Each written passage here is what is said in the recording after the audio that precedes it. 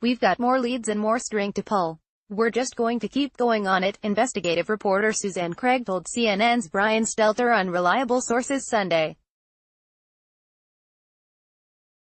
There's a lot of information that we've been given. Craig, who shared a byline on the story with David Barstow and Russ Buettner, said there hopefully would be a part 2. According to the analysis by The Times, Trump helped his parents dodge taxes in the 1990s, including instances of outright fraud that allowed him to accumulate a fortune from them. Over his life, Trump has received at least $413 million in today's dollars from his father's real estate empire. Craig said the story will have legs and will take a long time for people to digest. It sets down a factual narrative of his life that is very much in contrast with the one that's largely out there now, she said, referring to the image of Trump as a self-made billionaire.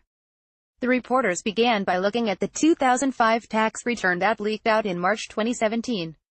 They started with some simple questions about how Trump made money that year. Craig said there wasn't a single moment when they realized they had a big story.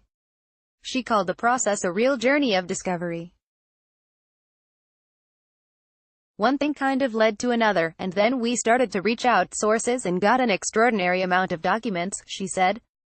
She and her colleagues spent a year and a half going through the materials. The study helped. Craig said the sources who spoke to the Times reporters could tell they knew what they were talking about. They felt that the story that Donald Trump had peddled, that he was a self-made billionaire and that he only got a very little help from his father, was just wrong. A lot of the people we talked to knew Fred Trump and knew that was just a bald-faced lie. Craig also said the Times would love to release Trump's tax returns if sources provide them. Trump has refused to release his tax returns. After Sunday's program, Craig tweeted out, "We are always in the market for more info on President Trump's finances." She reminded people that her mailing address is in her Twitter profile. The tax investigation ran on the front page of The Times on Wednesday.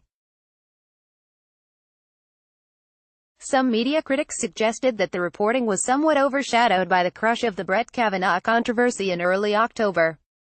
But Craig said it was published when it was ready, and has already prompted follow-up probes by New York regulators. The paper took the unusual step of reprinting the 13,000-word report on Sunday as well.